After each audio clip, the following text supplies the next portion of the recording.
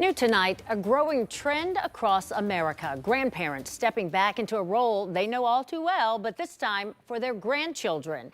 As childcare costs soar, many families are turning to the people they trust most.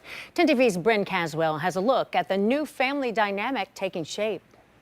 They've been parents, and now more than ever, they're becoming caregivers again.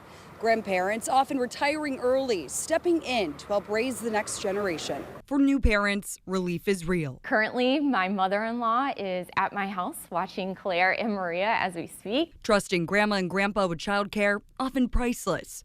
A growing trend OhioHealth started noticing. Parents, have less stress.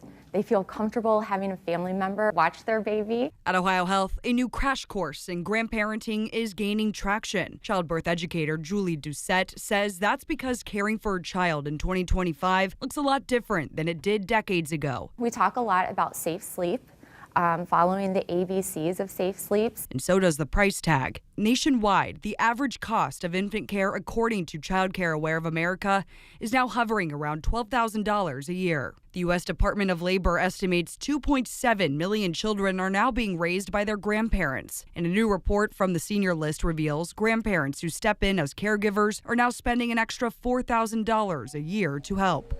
Everything's okay? Okay. At daycares like Parker's Learning Center off Livingston, the wait lists are long and the classrooms full. We are at our capacity right now. So if we have a parent who comes next week who says, hey, I have 2 school-agers, they're out of school, we're going to have to turn her away. Tawana Parker, owner of the center, says many of her families wish they could rely on relatives, but most don't have loved ones living close enough. A lot of grandparents live out of town. A lot of aunts and uncles live out of town. Fold the diaper down. Steve Fisher is expecting his first grandchild this July. I'm excited because it's the first grandbaby.